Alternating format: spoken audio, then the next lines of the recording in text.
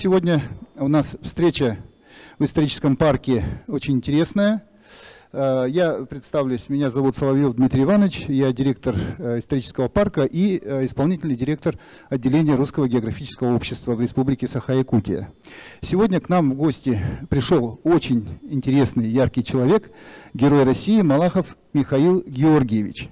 Михаил Георгиевич Малахов. Герой Российской Федерации, почетный полярник, заслуженный мастер спорта, кандидат медицинских наук. В 1992 году Михаил Георгиевич впервые за тысячелетнюю историю России на лыжах донес государственный триколор до Северного полюса и водрузил его там. 3 года спустя Малахов и канадец Ричард Вебер реализовали многовековую мечту полярников всех стран. Без поддержки дойти пешком до Северного полюса и обратно. Вот уже 20 лет никто даже не пытается повторить этот рекорд. Михаил Георгиевич – один из зачинателей народной дипломатии в нашей стране. Он организовал много международных проектов в области культуры, спорта, медицины, образования, экологии. В 1990 году осуществил первый в России международный фестиваль тепловых аэростатов «Небо России», дав толчок к развитию этому новому виду спорта. Инициатор очистки российской антарктической станции Беллинсгаузен. С 2009 года Михаил Георгиевич возвращает из небытия великие географические свершения российских первопроходцев. Итоги экспедиций на Аляску, Алеутские острова и Шпицберген, выраженные в книгах, фильмах, выставках и лекциях, служат отличным средством воспитания подлинного патриотизма и ярким примером гордости за историю России. Сам по образованию медик, кандидат медицинских наук, исследования которого связаны с адаптацией человека к экстремальным природным климатическим условиям. Он автор и непосредственный участник многочисленных арктических экспедиций, антарктических экспедиций, и, значит, в Центральную Азию, на Гавайские острова, ну и многочисленные экспедиции в нашу российскую Арктику. Сегодня он прибыл всего лишь на 1 день, и, конечно, это для нас большая удача, что он, несмотря на очень плотный график, нашел возможность встретиться с вами, с молодежью. Я не знаю, как это получилось. Действительно, я стал первым героем России за полярные экспедиции в далеком 1995 году. Причем, удивительная вещь, конечно, в этом году исполнилось 30 лет. Исполняется этими днями 30 лет, как вот мы с моим канадским товарищем Ричардом Вебером от Земли дошли до Северного полюса и вернулись на абсолютно автономном режиме. Без всякой поддержки. 2 человека. Канадский инженер-механик и советский, российский врач. Я, правда, уже к тому моменту кандидат медицинских наук. Вот, и как раз меня пригласили в экспедицию Шпарова Дмитриевича. Наверное, кто постарше знает, да, полярные экспедиции ставили целью дойти до Северного полюса. И меня, как врача с научным мышлением, туда пригласили. Да, до этого путешествовал везде и всюду, но как-то и на байдарках, и на это в горы поднимался. Но вот когда попал первый раз на север, это приклеилось. Это вошло глубоко внутрь, сидит там до сих пор. Как врач объясняю, почему? Наверное, все-таки полярные условия требуют прежде всего полной мобилизации и полной реализации тех заложенных в тебя природой качеств, и от этого испытываешь удовлетворение. А давайте посмотрим, как выглядит Северный полюс.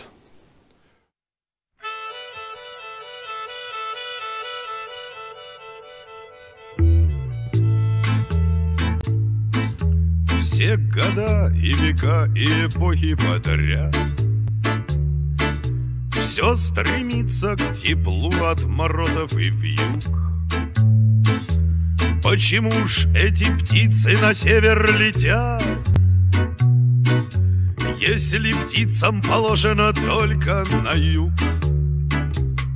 Слава им не нужна и величие, вот под крыльями кончится лед.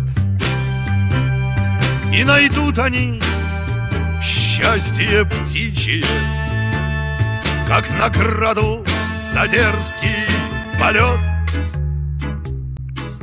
Что же нам не жилось, что же нам не спалось, что нас выгнало в путь по высокой волне? Нам сиянье пока наблюдать не пришлось. Это редко бывает сиянье в цене. Тишина, только чайки, как молнии. Пустотой мы их кормим из рук. Но наградою нам за безмолвие обязательно будет звук. Ура! Мы на Северном полюсе! Как давно снятся нам только белые сны. Все иные оттенки снега занесли. Мы ослепли давно от такой белизны, но прозреем от черной полоски земли.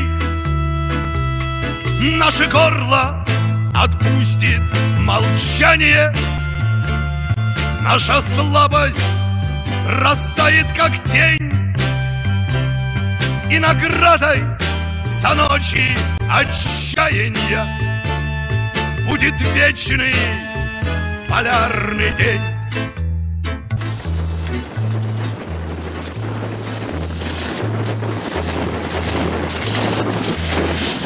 Знаете, вот так примерно выглядят современные походы по льдам Северного Ледовитого океана, в том числе и на Северный полюс. Сразу говорю, это не наша экспедиция 1995 года.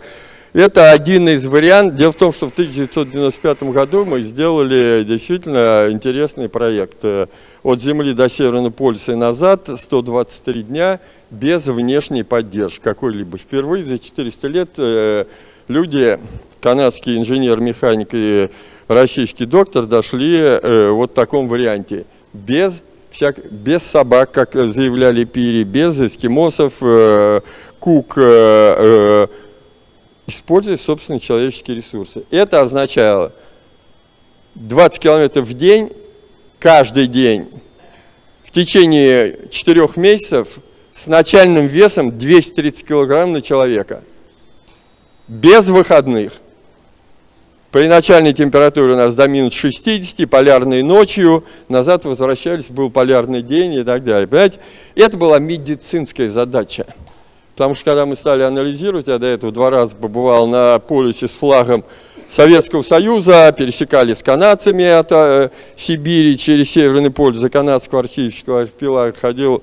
Ну, все это была поддержка. А вот потом, и мы когда читали с моим каналом Ричардом Вэм, черт побрал, вот мы видим вот такой полюс. Читаем книги, я любил всегда историю, да, Пири, Кук, чего они там писали. Все по-другому выглядит. Поэтому критиковать классиков, с уважением отношусь к этим парням, которые шли на полюса в начале 20 века, но как-то не в моих правилах критиковать. Ты сам что сделал? И тогда пришла мысль, а как эти ребята шли? Да с поддержкой.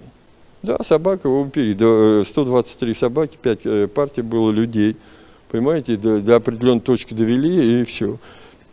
И поэтому мы поняли, другая формула, другой подход. 6 лет мы готовили и сделали. Ну вот, а кто вас туда направил? Никто, собственная идея. Как? А деньги? Я заработали.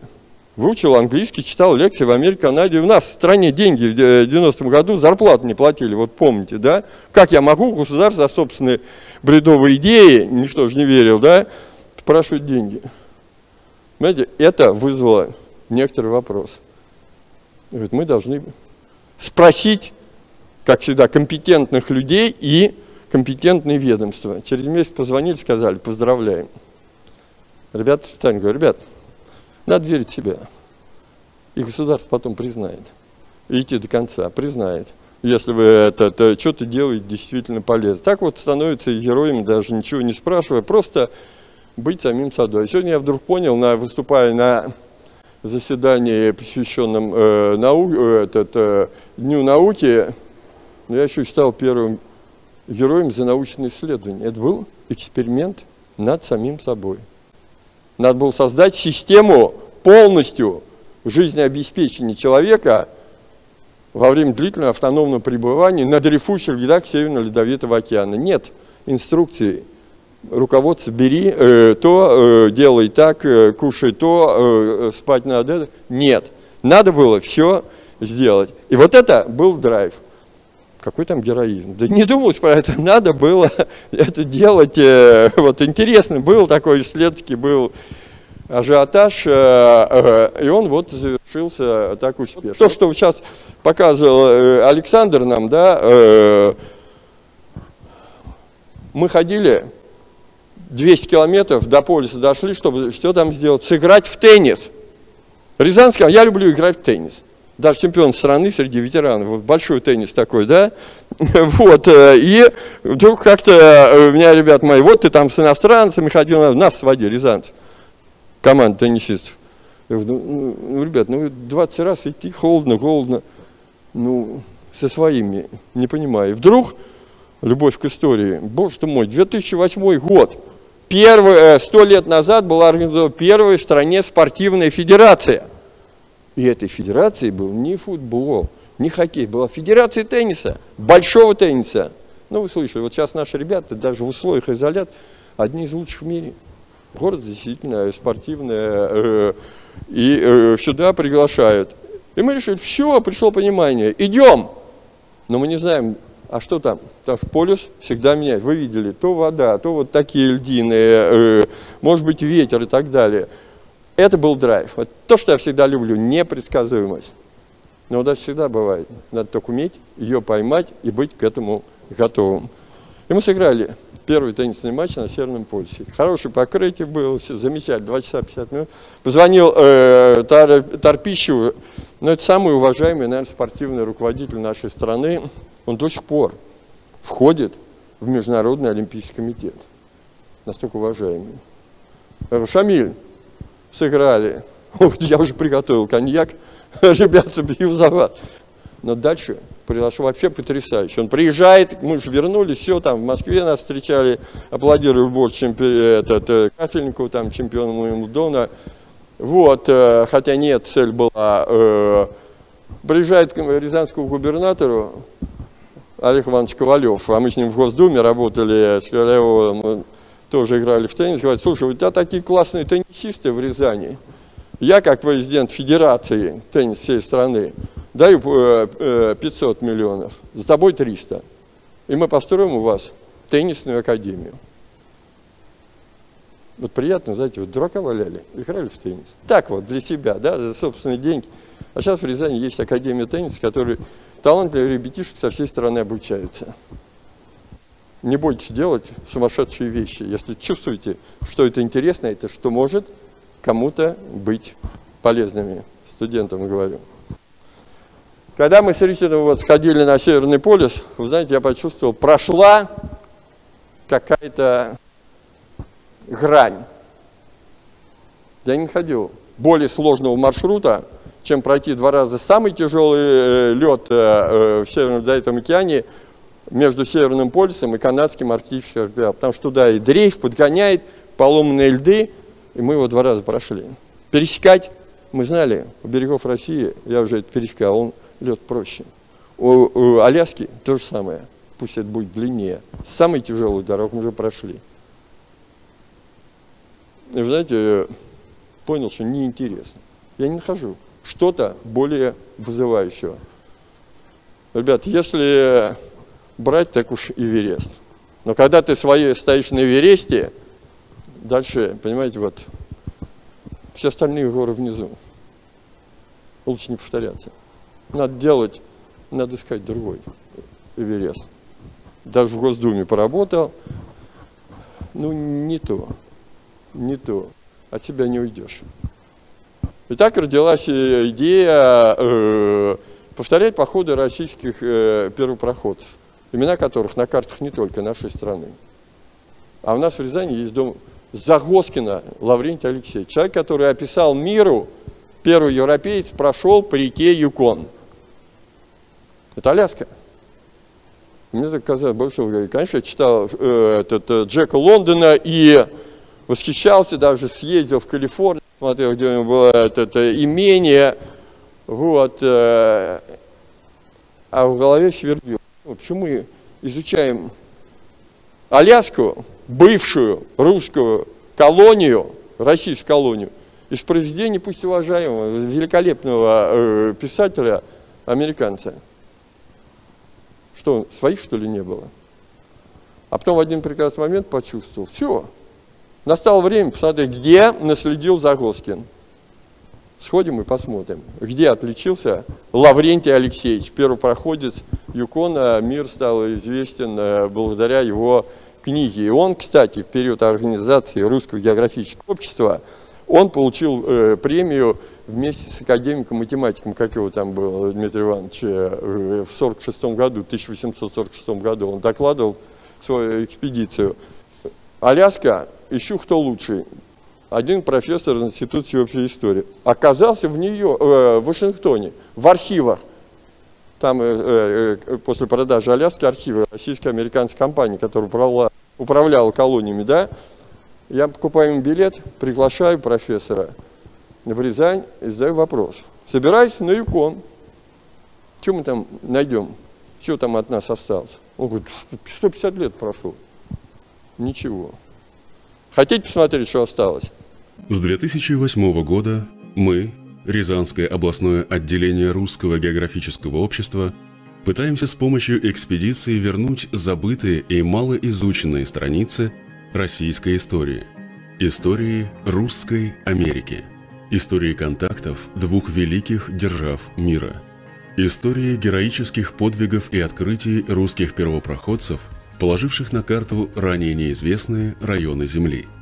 Алексей Чириков, Григорий Шелихов, Александр Баранов, Василий Головнин, Лаврентий Загоскин.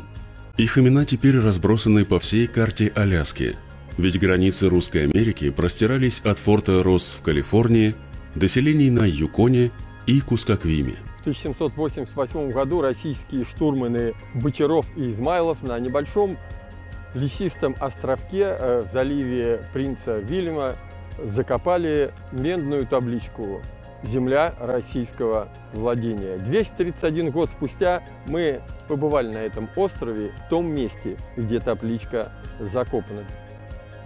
В период с 2009 по 2019 год мы провели 13 экспедиций на Аляске, Алеутских и Гавайских островах. Впервые после продажи Аляски Соединенным Штатам Америки в 1867 году мы попытались увидеть, чем живет та часть суши, которая 1,5 века назад еще была российской. Около 22 тысяч километров пешком, на байдарках, автомобилях, яхтах, по территориям открытым и освоенным нашими соотечественниками. На Аляске, как и в России, существует традиция оставлять кресты в наиболее памятных местах.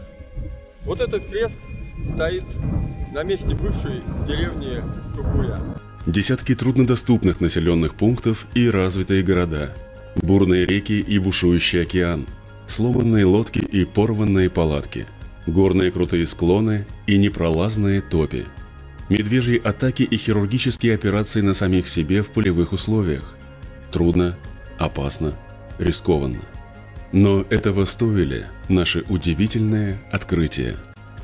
Здесь, на территории иностранного государства, где уже давно нет россиян, до сих пор хранится большой пласт русской культуры. Таблички с русскими именами и фамилиями, православные церкви и кладбища, российские праздники и русская авось. Русские традиции настолько укоренились, что многие местные считают русских своими предками. Нам удалось раскрыть тайну реки Медной, до которой так и не добрались российские исследователи XIX века. Мы прошли по всей системе переносов, своеобразных транспортных магистралей Аляски времен Русской Америки и дали их подробное описание. Из экспедиции мы привезли множество интереснейших артефактов, характеризующих жизнь и туземцев, и русских первопроходцев. Эти вещи стали экспонатами уникального и единственного в своем роде Рязанского музея путешественников.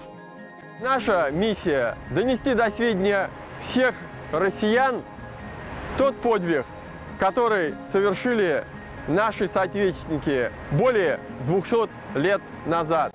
Во времена российско-американской кампании Аляску только-только открывала западная цивилизация. Русской эта часть Америки была немногим более 100 лет. Но до сих пор местные жители испытывают искренние, добрые чувства к россиянам. Мы убедились в этом лично. Русская Америка еще жива. У такой далекой Аляски русская вера, русские фамилии и русская душа. Следы России остались даже в тех поселениях, которые ничто не связывает с нашей родиной. А экспедиции для нас неожиданно стали возвращением. Возвращением к родным берегам. Для нас, а также для россиян и американцев, узнающих из наших фильмов и рассказов о славных деяниях русских первопроходцев и их совместном с коренными жителями Аляски успешном выживании в трудных географических условиях. Нам есть о чем вспомнить и чем гордиться, что является надежным базисом непростых российско-американских отношений.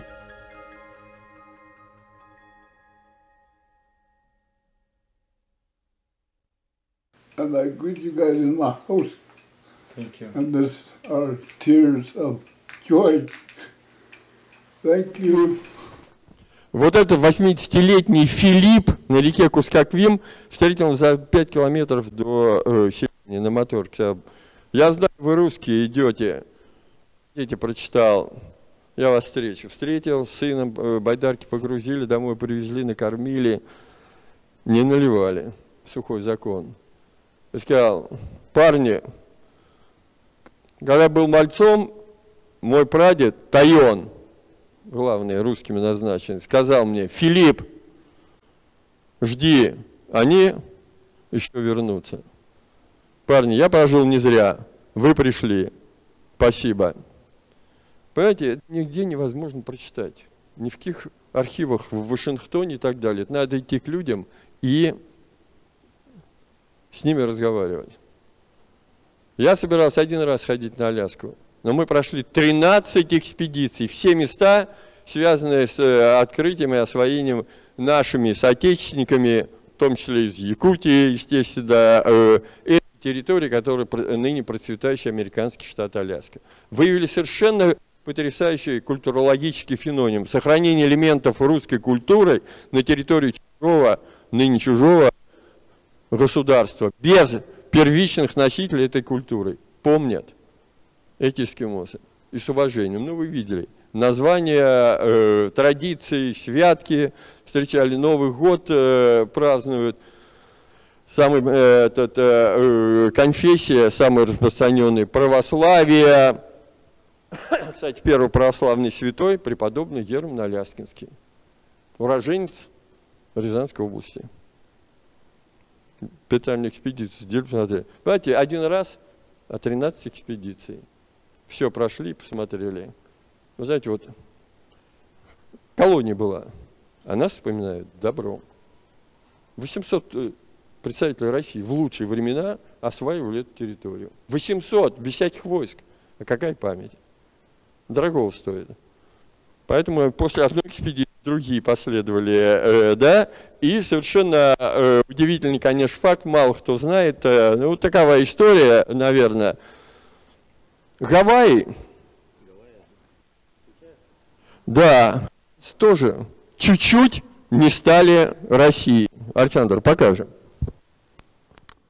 Одно из немногих мест пребывания россиян на Гавайских островах – Елизаветинская крепость, построенная россиянами совместно с гавайцами на острове Кауаи. В центре крепости стоял флагшток, а наверху города развивался флаг российско-американской компании. Теперь, 200 лет спустя, мы, участники экспедиции Рязанского отделения Русского географического общества, вновь подняли флаг российско-американской компании над этим островом. Этот флаг – свидетельство цивилизованного пребывания наших соотечественников на Гавайских островах.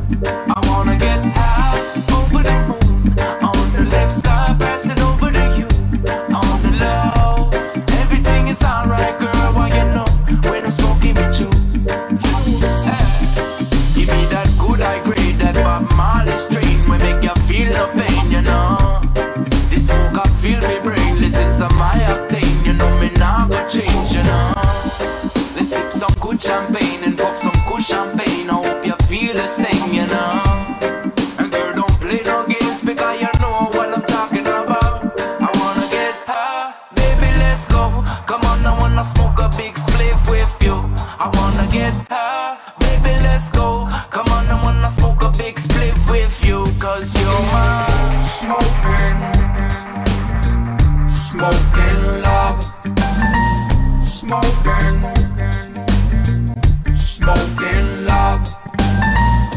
I wanna be alone with you and get us down.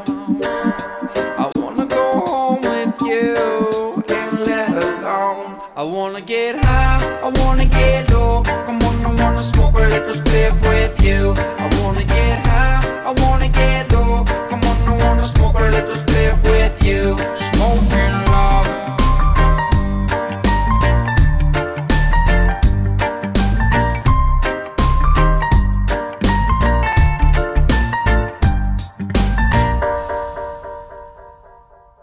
Вы знаете, удивительная, конечно, история. Мы побывали на этих Гавайских островах, 4 крепости, 2 были известны, 2 мы еще нашли. Места, 1,5 года это была территория Российской Федерации. Ждали ответа Александра I. Ну, бюрократия, вы знаете, в те времена тоже была сильна. Боялись, а что сказать княгине Марии Алексеевне, что сказать Англия? Никому не принадлежали острова. Идея была прекрасная. 2 недели на Аляску продукты возить, 2 недели до Дальнего Востока российского. Замечательно, не через всю Сибирь тащить, да, а там все растет, знаете, очень хорошо. Ну вот не срослось. Но память сохранилась. Память сохранилась в названиях вот этих мест, где пребывали наши с вами соотечественники. Ну, всякое бывает, главное, не стыдно и не убили, как Кука наших. Были на могиле Кука, памятник стоит, но памятник поставили англичане. А нашим никакого памятника не стоит. И объявил в аэропорту Гонолулу японский сад. Гонолулу в 1941 году, в декабре, вы знаете, бомбили. Эскадра стояла в заливе Касатка на острове Туруп, на наших Курильских островах, мы там тоже были, да. Вот, и вы знаете, вот японский сад, как это так, чего, как, почему? И маленько находим табличку. В память о 55 японцев, которые приехали осваивать сахарные тростники. Конечно, это повод. Понимаете, никто табличку не читает, она стоит так, да? Но важно, что люди сохраняют память добрую, а вот нашего там ничего нет. Понимаете, вот обидно, когда мы собственную историю, сделав доброе дело в других странах, а вот как-то не проповедуем. Вот где мы путешествуем, вставляем памятные таблички. По крайней мере, делаем то, что можно. Конечно, была Русская Америка. Там Шпицберген у нас, в том числе воздушные шары, которые я 35 лет назад, вторая дата, впервые в России запустил. Почему? Да пригласили меня летать на воздушных шарах над Южным полюсом в далеком 1989 году. Еще в советское время, быть врачом этой экспедиции, которой целью было поднять воздушный шар над Южным полюсом. Я в школе понял, боже ты мой, а ведь оказывается, в краеведении читал, на 32 года раньше братьев Монгольфьеров в небо поднял шар, надутый дымом вонючим, рязанский подьячий Крикутной. И когда вдруг мне, я сидел, книгу писал в Англии в далеком 1989 году, позвонили с юга Англии, человек сказал: доктор Малахов, приглашаю вас быть врачом в Антарктиде, полетать над Южным полюсом на воздушном шаре. Ребята, учитесь хорошо. Эту историю Крикутной вспомнил, говорю: господин Лавал, да не вопрос, но сначала потренируемся. Я в шар не видел никогда глаза. Издали только в Торонто где-то летал. Да. Потренируемся в Рязани, рассказываем про Крикутного. Говорит, правда? Приехал через месяц, посмотрел, будем летать. Понимаете, вот веришь в свою детскую мечту, и вдруг потом наступает условие, бах! С тех пор это был первый большой фестиваль, 24 иностранных воздушных шара, сейчас же наши летают. Фестиваль назвали «Небо России». Приятно сказать, что до сих пор каждый год в Рязани проходит фестиваль «Небо России». Северный полюс, он, конечно, объединяет, что здесь говорить. Ну, я вам говорил о том, что все-таки от себя уйти трудно, и поэтому между походами на Аляску еще нашли один предмет нашей гордости. Запускаем, Александр.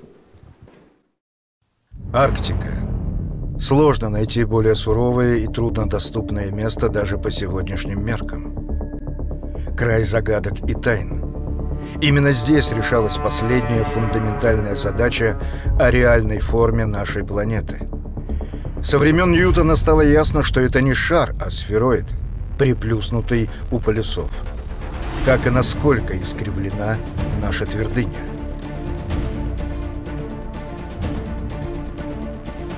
Почти 3 столетия лучшие научные умы предпринимали отчаянные усилия, чтобы провести необходимые измерения. Планы амбициозных экспедиций составляли все ведущие страны. История выбрала только 2 из них – Россию и Швецию. 1899 год. Объединенные эскадры российских и шведских судов под началом самого мощного в мире ледокола «Ермак» прибыла на далекий ледяной архипелаг Шпицберген. Команде лучших исследователей из обеих стран надо было выполнить непростую задачу – измерить реальное расстояние от крайней южной до самой северной точек этой Земли, фасадом смотрящей на неизведанный тогда Северный полюс. Методика единственная. Строительство геодезической триангуляционной сети из 31 сигнала, которые надо поставить на самых заметных вершинах. Никто и никогда не решал задач подобной сложности в суровых арктических условиях. Весь научный мир в течение 5 лет пристально следил за драматическими событиями на Святых Русских островах, как первоначально именовали их «Русские поморы». Много раз экспедиция была на грани срыва. Сигналы падали и ломались, ученые замерзали, голодали и срывались в пропасти на ледниках. Суда садились на мели, неделями блокировались льдами. И все-таки первопроходцы своего добились. 500-километровая линия через весь архипелаг была измерена с точностью до сантиметра. И так уж получилось, что большую часть исследований и самые опасные из них выполнили российские ученые.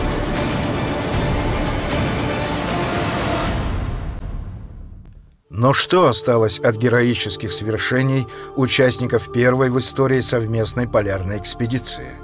Какова судьба рукотворных сигналов, поставленных россиянами и шведами? Почему никто, несмотря на решение ЮНЕСКО о важности изучения наследия российско-шведской экспедиции, так этого и не сделал? В течение 2 месяцев 2014 года экспедиция Русского географического общества на яхте и пешком прошла более 3000 километров по проливам, островам, ледникам, тундре Шпицбергена, следуя маршрутам знаменитой экспедиции. Все было как и на рубеже 19 и 20 столетий. И как результат, арктические отшельники, которые хранили молчание более 100 лет, наконец-то обнаружены и стали говорить. Фильм «Русские вершины Шпицбергена» ответит на вопрос, сохранились ли геодезические сигналы, поставленные в экстремальных условиях на вершинах гор, многие из которых носят русские названия. Фильм убедительно покажет современным россиянам, что наши соотечественники не стояли на обочине мировой науки, а были ее реальными творцами. И это, без сомнения, предмет российской гордости и подражания.